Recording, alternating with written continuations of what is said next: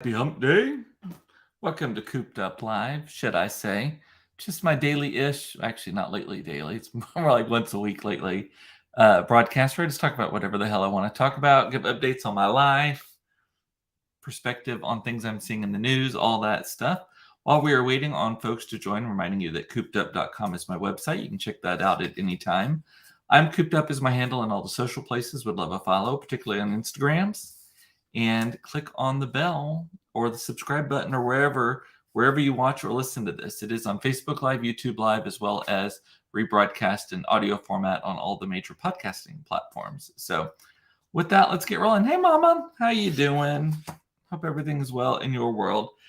I was thinking, I cannot remember when I last came live because the last 2 weeks, and I suspect the next week and a half or so, have been so crazy that I either have conflicts or I just completely lose track of time. Like the other day, on Monday, had full plans to go live. I had a card written out, all of that kind of stuff, and then just something happened. I lost track of time. Which, by the way, do you notice my big hair today? Yes. So the big news for me is this project that I've been working on for like 6-7 years has finally come to fruition. Finally, we haven't crossed the total finish line yet, but we are very, very near it. My kid's school here in North Oak Cliff and Dallas. I'm the board president of the school, have been for quite a while. I'm retiring as soon as we get done with this project. But we needed a new campus. We found one. We went under contract. Actually, Facebook told me this morning that 4 years ago today, we publicly announced that we were going to be moving and that we had something under contract. And yesterday, we finally got our certificate of occupancy from the city of Dallas. And what that means is that we've passed all fire inspections, mechanical inspections, elevator inspections, any inspections that you could think we're safe to open for business as a school, all of that kind of stuff.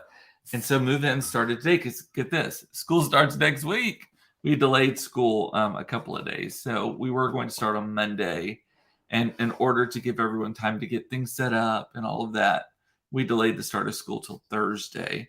So we'll have Tuesday evening, we'll have a parents only night to just kind of preview it because only a handful of families have even been in the new campus.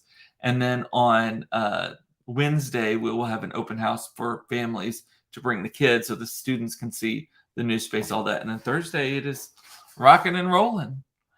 And then get this, Mason still doesn't start school for like 2 weeks. So they start not next week, but the week after that.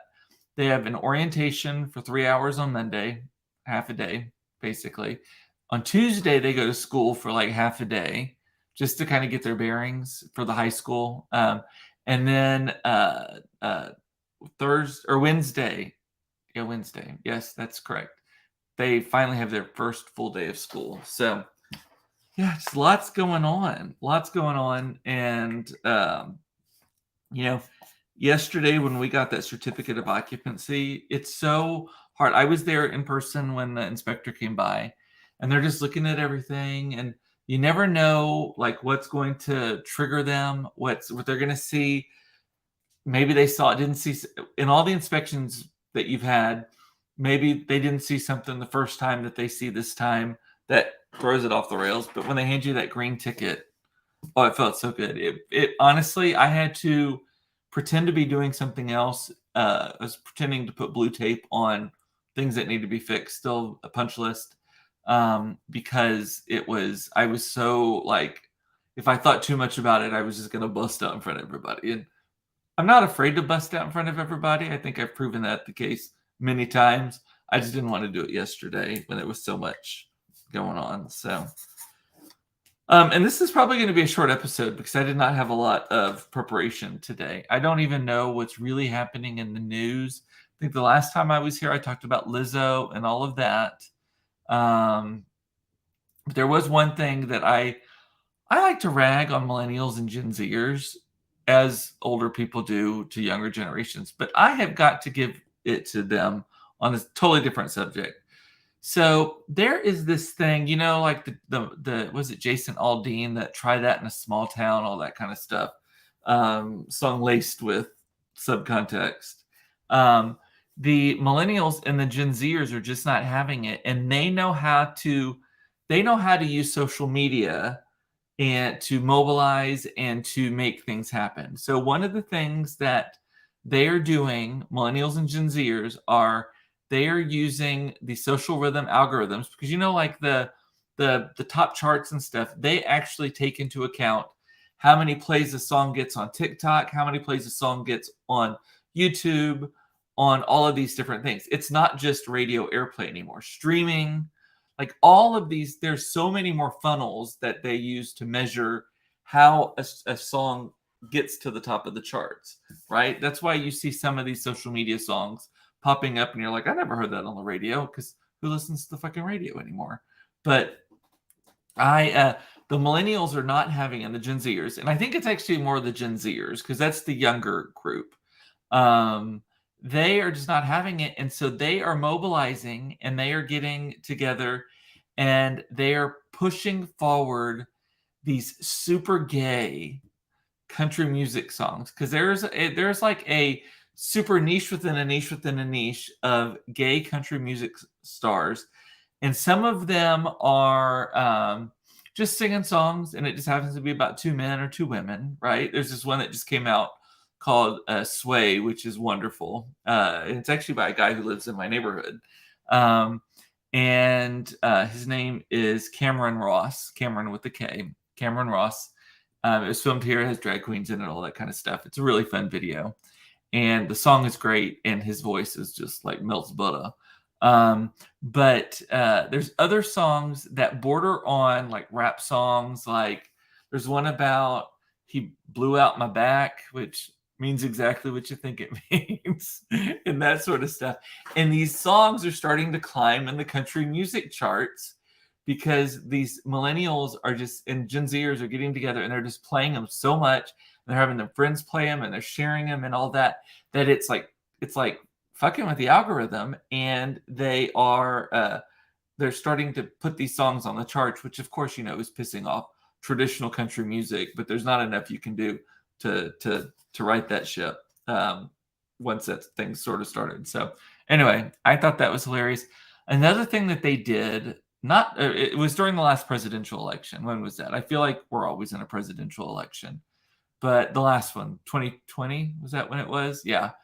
When Trump was having his rallies, one of the things they were doing is they were going online and just getting a shit ton of tickets. They were reserving like thousands of tickets and then not showing up. So those seats went unfilled, and it made their rallies look like no one cared. And that is like the mental fuckery that I am there for. I love that sort of thing. I try to pretend to be the rise above it. When they go low, we go high, grace person. But occasionally I like to kind of roll around in the mud a little bit too. So anyway, so kudos on this sort of thing to Gen Xers and Gen Zers. And I know I'm only at 8.5 minutes, and I don't think I have anything else to talk about. Actually, what I'm going to do here, so I've already been up to the new campus, which is, so our old campus was like a 42-second drive from my house. It was literally around the corner, one stop sign, and then I was there. This new one is, I think it's like 2 stop signs and a stoplight away. So maybe 3 minutes. I think I can get through like an entire Taylor Swift song or something. That is a topic right there. Hang on. Taylor Swift tickets. But I've been there like 3 times today, just for various things, like just thinking, oh, they needed more paper towels, so I'll run and get paper towels and bring them. Oh, I forgot to get Windex. It's all my ADHD talking. And Claire's just begging to go by. She wants to see it. I told one of her, actually, because Claire is notoriously good, or famously good, not notoriously, famously good for her interior design skills and layout. Like in our household, even with 2 gay men living here, we consult with Claire sometimes on, where do you think we should put that piece of furniture? Where do you think we should hang that? And she's usually right. She has great taste, great sense of organization, all of that kind of stuff. Like we need to reorganize our pantry, and she is 100% going to be the woman that does it for us. But and she's getting to the point now where she's like, how much you gonna pay me for that? So she's wanting to charge for her services, which I can respect that. But one of her teachers, one of the middle school teachers, I was up there, and they're all setting up their room starting today. All the stuff is being delivered, and it's chaos, total chaos. But one of her teachers today said, I wish Claire were here to tell me where to put all this stuff. And I responded, I was like, don't you worry. We'll come back this evening whenever, because I take the kids by when there's no construction going on, not a lot of people, so there's not a lot of chaos. Don't have to worry about a teacher dropping an F-bomb in front of a student, that kind of thing. And because they are humans too. And I drop F-bombs in front of teachers all the time. But I was like, don't you worry, I'll bring her up after hours this evening and we'll check it out. She will probably be judging you silently, and then I will take notes from her, and I'll have notes for you tomorrow about where to put things. And the teacher was like, oh my God, thank you. They wanted me to bring her today, but I was like, it's just too much. So I added the Taylor Swift ticket thing. I am cursed, I tell you, at the verified ticket sales through Ticketmaster. So I don't know, a verified fan. I don't know if you're familiar with how this works, but for big shows, Adele, Taylor Swift, Beyonce, all of these different major, I'm talking massive acts where it sells out instantly, all that kind of stuff. They're doing this new thing, Ticketmaster does. It's called Verified Fan. And what you have to do is you have to sign up in advance to be a verified fan. And there's a way that they verify it with a text and a credit card and all of that kind of stuff, that you're an actual human, not a bot, not one of these scalper group, that kind of thing, that you're an actual human being. And then like a week later, they have a date and they're like, you will get notified on this day whether you have been invited to spend large sums of money on tickets, maximum of like 6 usually, maybe 8. I have never once been successful at this, and I consider myself a very lucky person, and I usually am able to get tickets to just about anything I want. Like I have various like back channels or credit card things and all of that, but this verified fan thing is like my kryptonite. I cannot get through it.